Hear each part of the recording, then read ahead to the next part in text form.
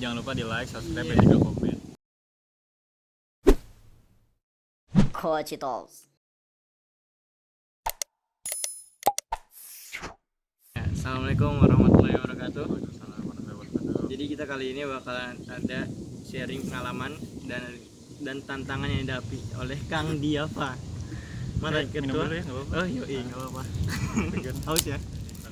Mantan ketua PPI dari NCUT dalam manajemen waktu antara menjadi aktivis, mahasiswa, dan part-time yang dihadapi oleh mahasiswa. Jadi sebelumnya saya akan menjelaskan latar belakang dari Kang Diava sendiri. Kang Diava adalah mahasiswa ekstensi dari D3 ke S1 yang sedang dijalani di NCUT atau National Chinese University of Technology. Prodi yang diambil oleh Kang Diava adalah Refrigeration, Air Condition, and Conversion Energy Engineering. Kang Diava sendiri pernah menjabat sebagai Presiden mahasiswa BMKM Polman ya, benar ya? Yeah. Polman Bandung periode 2017-2018 dan Presiden PPI NCUT periode 2019-2020. Mungkin ini sedikit dari introduction dari Kang Diava sendiri ya. Oke, kita lanjut ya Kang. Boleh. Jadi video ini tuh kenapa namanya Kochi Talks? Soalnya kita makannya makan koci biar Oke. biar Jadi ini boleh nih. Oh, udah dimulai boleh, kan? boleh, Buka boleh. ya, Pak. Wajib pertama. Gaji pertama. Tapi ntar jangan kasihkan makan kuaci juga ya. Enggak apa-apa daripada Jadi ASMR nanti Ada mubazir. kuaci. mulai nih. Ayo, mulai. Boleh, dari siapa dulu yang nanya? Aku pengen nanya Waduh, boleh. Jangan selesai saya. nih. Tema kita hari ini adalah manajemen waktu. Nah, Jadi sekarang menurut Kang Deva sendiri nih, apa sih arti dari manajemen waktu itu? kalau menurut saya ya, Gimana nih, Kang? segala sesuatu itu kan pasti ada seninya gitu ya. Termasuk waktu. Kita juga harus punya seni untuk bisa memaksimalkan waktu dan mengefektifkan waktu sebaik mungkin gitu. Itu makna manajemen waktu menurut saya. Dan menurut saya manajemen waktu juga menjadi salah satu parameter gitu. Parameter dari seseorang tuh dia memiliki visi dan juga misi yang jelas gitu tentang apa yang lagi dia kerjakan. Soalnya kalau misalkan nggak punya visi dan misi yang jelas, pasti manajemen waktunya juga bakal berantakan. Dia bingung mau ngerjain apa, bingung mana yang jadi prioritasnya, kayak gitu sih kalau menurut saya. Singkatnya kurang lebih kayak gitu. Jadi kalau dari Kang Deva sendiri, gimana tuh caranya bagi waktu buat organisasi, belajar atau kerja? Kalau saya pribadi kan, saya juga selain ngurus PPI dan kuliah juga ada kerja part time di weekend ya, Sabtu Minggu, dan kadang juga di hari Jumat. Nah biasanya masalah kayak kerjaan, masalah kayak organisasi dan juga tugas-tugas kuliah itu saya habisin di weekday gitu, supaya nanti pas weekendnya bisa fokus kerja. Soalnya kadang kalau misalkan dibawa ke weekend kadang suka jadi bentrok juga gitu loh waktunya. Itu ya juga beban pikiran ya.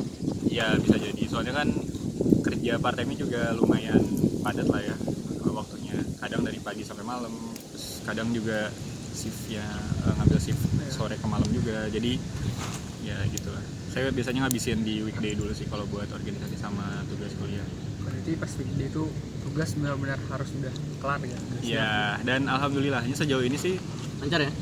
tugasnya belum terlalu numpuk banget sih. Jadi bisa dibilang masih ke-handle sama saya gitu.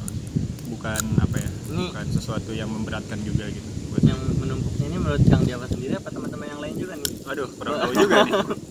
Tapi kalau di sudut pandang saya sih, tugas yang selama ini saya dapat dari kuliah gitu ya, ya cenderung belum terlalu padat dan belum terlalu banyak juga gitu. Jadi masih bisa ke-handle gitu. Jadi ya alhamdulillah masih bisa jalan semuanya gitu, antara organisasi, kuliah dan juga kerjaan part time.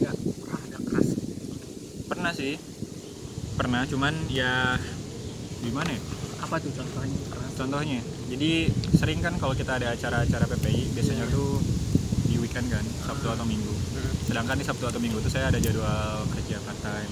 Iya. Jadi ya mau nggak mau saya harus ngorbanin salah satu, dan yang paling memungkinkan ngorbanin kerjaan part time kayak gitu. Jadi kayak saya minta tolong temen tolong gantiin dulu sementara, jadi supaya saya bisa hadir di acara PPI kayak gitu. Berarti lebih memprioritaskan PPI. Betul, Harus tanggung jawab. betul, Karena harus. hilang sih. betul. Ya tumpah. Jadi kan Kang Diava ini dulu pernah jadi presiden BMKM Polman ya. Kebetulan Kebetulan atau memang betul gitu. ya, kebetulan.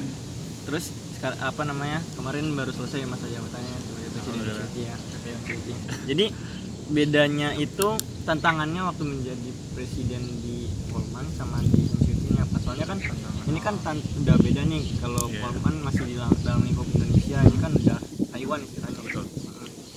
Bedanya ya, kalau menurut saya sih salah satu perbedaan yang cukup terasa gitu ya, jenjang umur sih. Karena kalau waktu saya di Polman bisa dibilang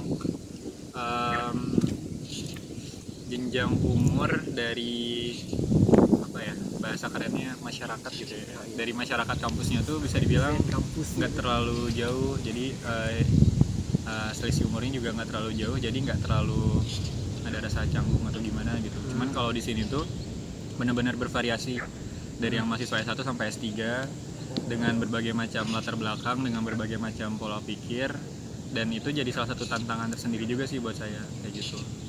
Apalagi nggak semua mahasiswa yang datang ke sini tuh mereka mau untuk diajak organisasi ngurus PPI gitu loh. Iya, Karena iya. kan mereka juga punya kepentingan masing-masing, lebih condong ke belajar lah Sama seperti itu. kupu-kupu ya. Ya, kupu-kupu atau enggak pura-pura gitu kan. Pura-pura. Kuliah rapat kayak gitu. Jadi ya seperti itulah kurang lebih salah satu perbedaan yang paling mencoloknya itu.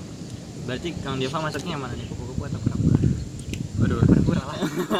Atau kupa-kupa. Kuliah part time. Waduh, itu sih kayaknya saya kupa-kupa kayaknya deh. Kupa-kupa. Kuliah part time. Hewan baru ya, kayak kupa-kupa ya. Boleh. Jadi selama itu tuh untuk kan berarti kan ke Kang Diava sendiri sampai saat ini tuh belum pernah crash ya.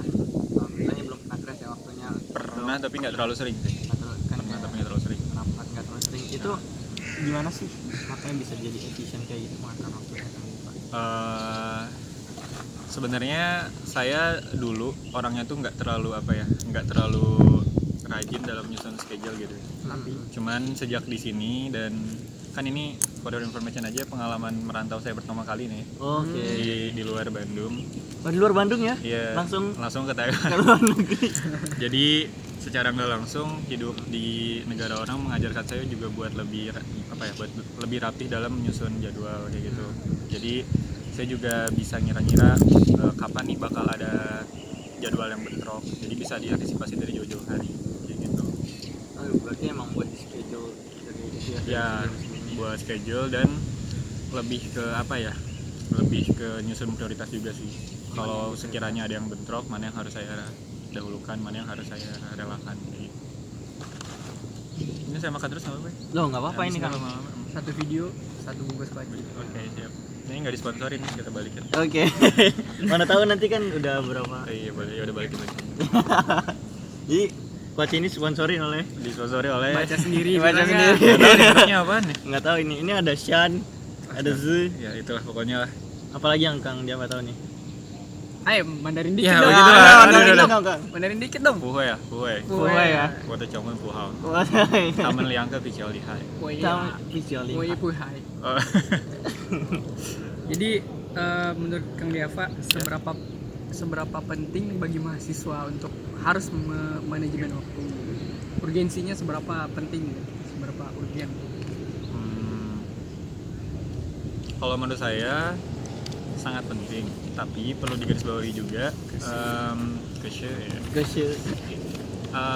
kan seringkali kita tuh berpikiran manajemen waktu cuman berkaitan dengan hal-hal yang sifatnya berhubungan dengan orang lain gitu ya, kayak misalkan manajemen waktu kalau kita mau ada rapat atau mau ada kumpul segala macam.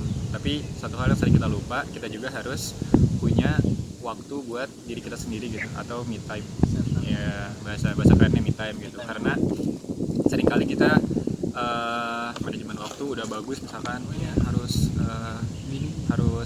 part time, harus kuliah, harus rapat di schedule, tapi kita nggak ada waktu buat kita istirahat sendiri gitu. Iya. Itu panas juga. Itu udah mulai panas. Iya. Ya itu sih menurut saya apa ya, kita juga harus pintar-pintar nyari waktu selain buat orang lain, kita juga harus bisa Buat diri sendiri ya. ya buat diri sendiri. Jadi Baiklah diri sendiri. betul, minum Yakult tiap hari. Iya. Oh, ini Usus. sponsor. Sponsorin lagi. Ntar Bisa, disensor Sir. Yakult. Iya, itu ngejawab pertanyaannya nggak sih kurang lebih? Jawab. Jawab lah ya kurang jawab lah. lebih ya. Ya jadi menurut saya penting manajemen waktu itu penting, cuman jangan sampai kita juga melupakan manajemen waktu buat self care juga gitu, buat me time. Entah itu mau self reward berupa kita makan atau jajan yang agak lebih mahal dari biasanya, itu Sendirian aja aja, Pak. sendirian. Nggak ada yang temen. Nggak ada. Wajar sih kalau menurut saya. Ya harus ada me time. Jangan sampai kita cuma mendedikasikan waktu buat hal-hal yang sifatnya ya dengan orang lain aja. Tapi kita juga harus punya waktu buat diri kita juga sendiri kayak gitu. Contoh waktu yang buat diri sendiri itu kayak apa? Kalau versi saya nih ya, Iya. kalau versi saya kadang saya tuh sebulan sekali lah minimal jajan makanan yang agak lebbi mahal dari biasanya. Sendiri gitu. ya? Sendiri. Oh berarti ntar ke toko Indo sendiri gitu. Iya betul, termasuk setelah video ini dibuat Oh. saya pergi kebetulan ya kan. Oke. Ya itu salah satu bentuk self reward juga sih menurut saya gitu ya. Karena setelah melewati pekan yang cukup padat dan bertemu dengan banyak orang. Panas.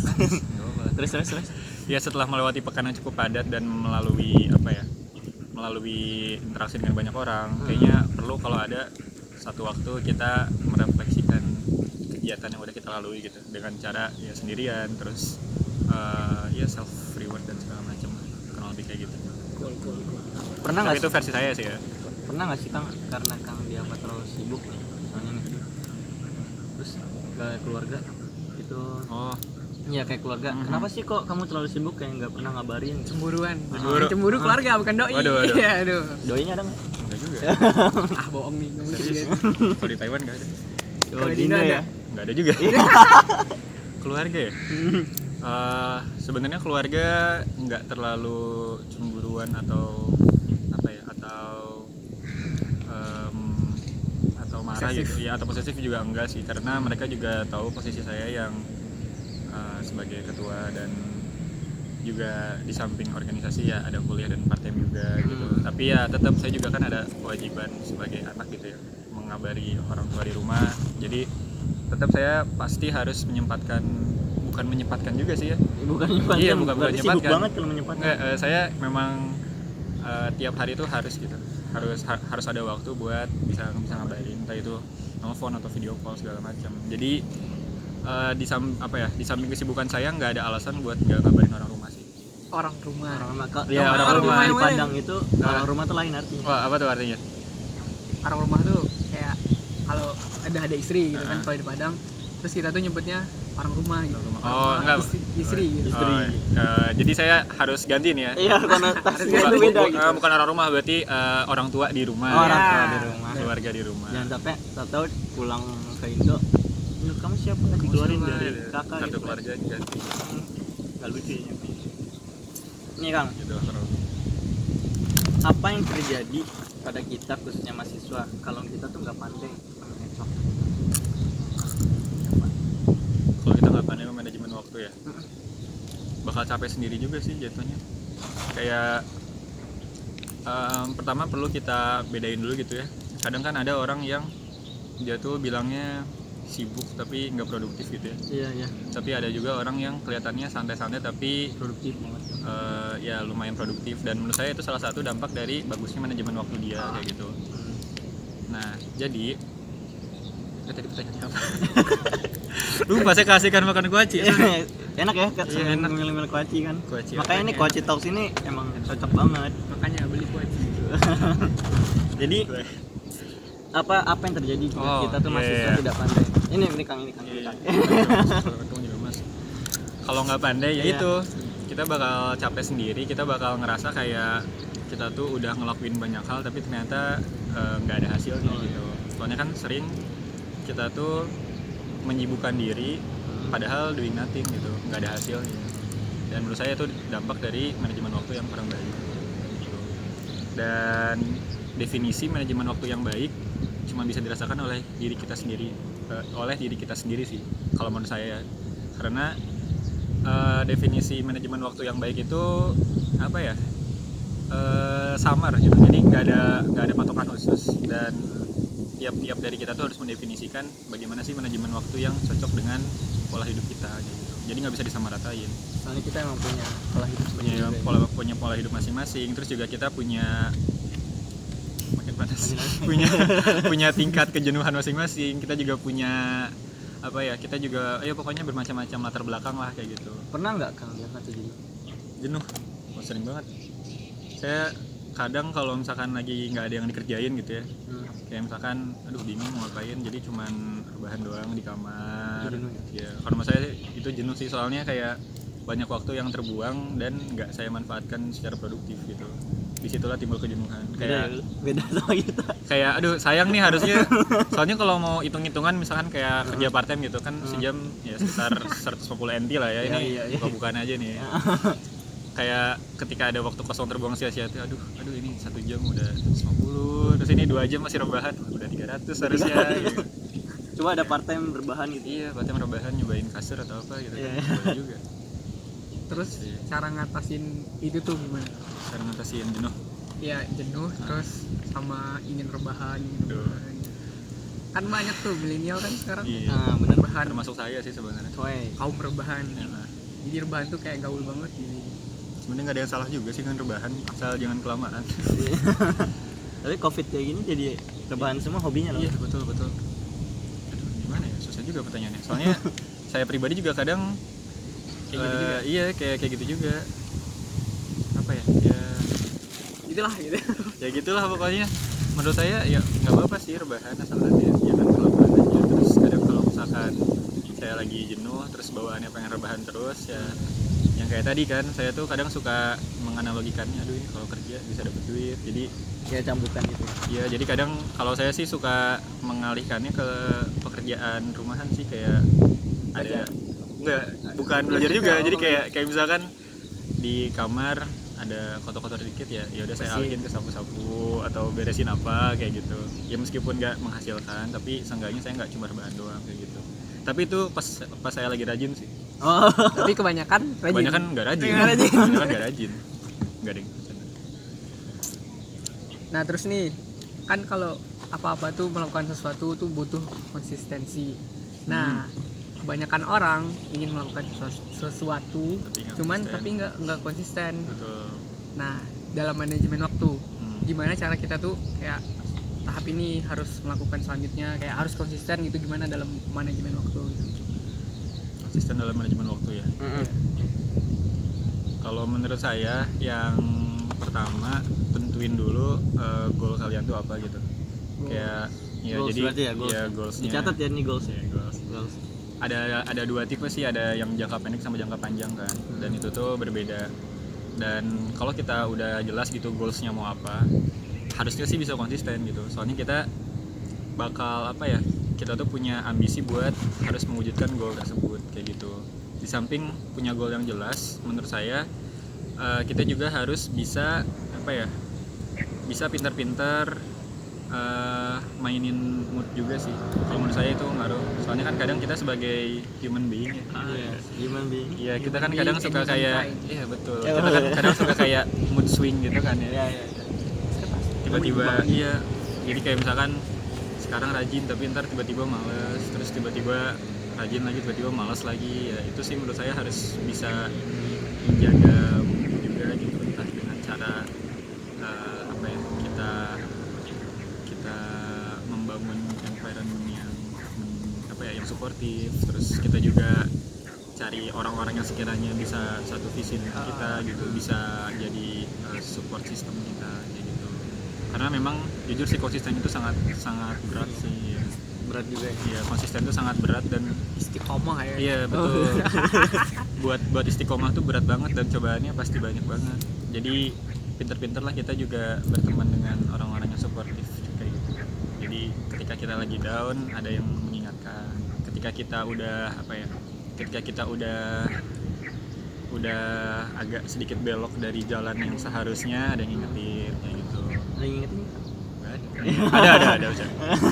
Ingetin makan. Iya, makan. Berarti harus sportif secara moral, juga kalau bisa sih sportif secara finansial gitu ya. Iya. Ya bisa lah. Iya, begitu ya. Kalau kayak gitu. Orang tua dong. Eh, Janganlah, ya, janganlah. Kalau orang tua sih lebih ke support secara moral sih, karena kan dibalik hal-hal yang saya kerjakan selama ini juga kan ada motivasi buat membahagiakan orang tua juga kelak gitu ya. Jadi ketika lagi agak down atau gimana ya balik lagi ke apa ya, ingat ke perjuangan orang tua bisa nyekolahin setinggi ini kayak gitu sih. Berarti yang pertama tadi moral. Ya. Apa? Yang pertama? Goals. Goals Ya, moral. Kita harus Goal bisa setting gitu ya nggak sih? harus bisa ngeset dulu goal kita tuh apa, jangka pendek jangka panjangnya, terus Yang mana lebih prioritas gitu. betul, terus kita juga harus bisa membangun environment yang suportif gitu, entah itu dari sisi teman-teman yang suportif atau dari sisi lingkungan kerja misalkan. Kan kadang kita tuh ada yang misalkan lebih produktif kalau kerjanya di luar kayak gini gitu ya, outdoor, tapi ada juga yang lebih suka di indoor. Ya itulah, kita harus bisa cari zona nyaman kita tuh pas lagi seperti apa sih kayak gitu. Secara tidak langsung kan itu juga bakal meningkatkan produktivitas dan bisa menjaga konsistensi kita dalam mengejar goal tadi gitu sih. Kalau menurut Kang Diava nih, setelah kita membahas konsistensi ini, pernah nggak sih Kang Diava itu teledor gitu loh dalam menjaga konsistensi terhadap manajemen waktu Kang Diava ini? Pernah dong, pernah. Gimana tuh, ceritain boleh nggak? Dalam saya coba ambil konteksnya organisasi deh. Kan organisasi itu bisa dibilang sebuah juga sih. Organisasi itu seonggok bukan apa ya? Seonggok apa lagi nih? Organisasi itu kan bisa dibilang kayak sesuatu yang harus dijaga bersama-sama lah ya. Karena kalau kata teman saya sih, dalam suatu organisasi itu kita kan nggak membutuhkan Superman ya, tapi kita membutuhkan super team. Cuman kadang Quotes keren tuh, dalam organisasi kita nggak membutuhkan Superman, tapi kita butuhnya super team. Oke. Kayak gitu. Tapi itu bukan quote dari saya sih, dari teman saya yang saya kutip lagi gitu. Dan sekarang kamu juga mengutip lagi gitu. Dan Sama nanti akan kayak- dikutip Dan lagi. nanti juga akan dikutip lagi. kayak Obito Obito pernah berkata. berkata Iya. kepada Kakashi. Iya, terus ntar dari Naruto ke siapa lagi? Iya. Gitu kan. Terus ntar jadi lintas kartun juga kan. Di SpongeBob mengutip dari Obito gitu. Dari Obito. Lanjut. Jadi seringkali dalam, kalau konteksnya organisasi nih ya, yang paling dekat gitu, seringkali kan ada momen dimana anggota yang lain tuh down dan mempengaruhi ke anggota yang lainnya gitu. Jadi yang satu malas mempengaruhi semuanya malas juga, dan ketika semuanya malas nggak ada yang ngurus organisasinya gitu kan. Termasuk saya juga jadi ketularan malasnya juga kayak gitu. Cuman ketika saya udah ngerasa down kayak gitu dan udah ngerasa kayak jenuh kayak gitu, ya tadi balik lagi ke yang awal, saya coba menyemangati diri dengan mengingat-ingat gitu dulu tuh alasan saya memulai ini tuh apa sih kayak gitu. Jadi secara perlahan dibangkitkan lagi semangatnya dan dan mencoba untuk mempengaruhi orang lain juga supaya jangan malas kayak gitu. Kalau down sih sering sih pernah, cuman ya itu contoh kecilnya aja. Kalau di organisasi kurang lebih kayak gitu. Kalau ini nih Kang, dalam berorganisasi ini kan misalnya Kang Diava tuh pernah 2 kali jadi presiden. Kebetulan. Iya. 2 kali kebetulan ya. Kebetulan. Kalau 3 kali dapat penghargaan. Iya, 3 kali dapat kunci. Terus pernah nggak kan tadi Kang Diava pernah teledor gitu kan, berarti ada failure yang yang dilakukan sama Kang Diava sendiri. Pernah nggak sih proker atau anggota Kang Diava yang kena imbasnya gara-gara Kang Diava? Pernah dong. Pernah. Contohnya Itu aib atau nggak sih? Boleh nggak sedikit? boleh sih, nggak apa-apa. Cuman nggak akan detail juga sih ya. Jadi waktu saya dulu di Indonesia, gila Indonesia. Keren ya, udah di luar negeri sekarang. Waktu di Indonesia kan saya juga ya kebetulan pernah diamanahkan juga memimpin suatu organisasi gitu. Cuman entah karena mungkin gaya kepemimpinan saya yang kurang pas, atau entah mungkin anggota saya menangkapnya dengan kurang baik. Jadi seiring berjalannya waktu tuh ada beberapa clash internal gitu yang menyebabkan ada beberapa anggota juga yang nggak betah dan jadinya pengen out, dan itu tuh jadi apa ya, berpengaruh juga ke program kerja yang nggak berjalan karena orang-orangnya pada nggak ada kayak gitu. Itu salah satu apa ya, kalau menurut saya itu hal klasik sih dalam organisasi, pasti ada kayak gitu. Udah pasti ya. Entah bagaimana bentuknya atau entah bagaimana skemanya, tapi ya kurang lebih kayak gitu. Jadi Kucingnya udah panas. kucingnya panas. Jadi biji bunga matahari. Jadi bingung Mata. Jadi bunga matahari aja bentar. Ya kayak gitu sih kurang lebih. Jadi pernah saya ada kegagalan yang dampaknya ke anggota dan ke proper tuh ada sih. Gitu. Tapi itu saya jadikan motivasi juga sih. Saya jadikan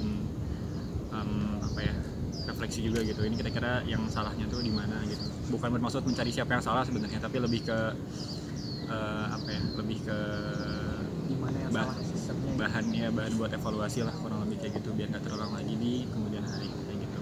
Berarti quote-nya itu jangan pernah mencari siapa yang salah. Ya sih kalau menurut saya, soalnya kalau kayak gitu ntar kan salah-salahan, dan saya yakin pasti semua orang nggak ada yang mau disalahkan gitu ya. Iya, karena mereka udah mencoba menjadi yang terbaik. Betul, karena menurut saya setiap dari kita tuh kan mencoba menjadi versi terbaik ya. Iya. Cuman kadang ada aja sesuatu yang belum optimal dan seringkali dipandang oleh orang lain tuh sebuah kegagalan, padahal yang nggak juga gitu.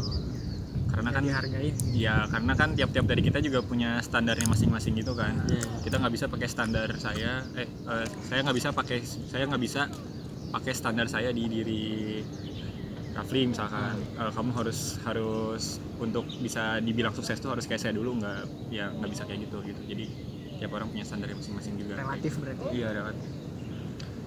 Seperti itu. Nah, selama kuliah baik di Bandung ataupun di Taiwan sekarang, pernah nggak sih dimana titik terjenuh Kang Deva itu sampai Kang Deva nangis gitu? Pernah ya? Kayak bukan nangis juga, kayak berlinang aja gitu, saking kenapa sih keras banget hidup, atau walaupun umur kita belum seberapa sih, kan pasti ada ngerasa jenuh dan itu tuh membuat kita sedih aja gitu. Berlinang nggak ya? Berlinang, saya jadi kepikiran apa ya? Update status nggak ada? Enggak lah. Oh, pernah sih dulu waktu di Bandung kan, bisa dibilang dulu tuh kampus yang saya masuk tempat saya kuliah waktu di Bandung dulu tuh kan bisa dibilang pilihan kesekian gitu ya. Bisa dibilang. Jadi paham kok. dulu tuh pernah juga saya waktu awal-awal kuliah tuh, awal semester 1 masih idealis pengen masuk kampus yang lain gitu. Jadi saya nggak terlalu bersemangat gitu dalam awal-awal kuliah dulu tuh. Cuman lama kelamaan ya hati gimana? ya gimana ya, lama kelamaan ya saya juga mencoba buat mengikhlaskan dan menerima gitu. Ya soalnya legowo ya. Iya, mencoba buat legowo. Soalnya dulu juga kan pernah di awal-awal semester tuh saya sampai bilang juga ke orang rumah gitu kan, kepikiran pengen Orang rumah ya? Astagfirullah. Orang tua di rumah gitu. Saya lupa lagi nih ada istilah orang rumah. Ya pengen ikut tes masuk perguruan tinggi lagi gitu, mau coba lagi, sampai nggak terlalu bersemangat buat kuliah di awal-awal semester gitu ya. Cuman ya akhirnya coba saya jalanin dan coba ikhlas dan legowo, dan ya kalau misalkan saya nggak masuk kampus yang sekarang mungkin saya nggak bisa ada di sini. Jadi semua ada ininya lah, ada hikmahnya, betul. Kang, Gimana ya? pertanyaan lagi nih. Manajemen waktu Belum, yang bagaimana dan kenapa yang kedepannya bakalan Kang Deva terapin? Apakah berubah atau bakalan sama? Manajemen waktu yang seperti apa yang bakal saya terapkan gitu ya? Diterapkan kedepannya gitu. Apalagi Kang Deva udah semester terakhir nih ya. Manajemen waktu seperti apa? Seperti yang sudah saya lakukan sebelum-sebelumnya sih.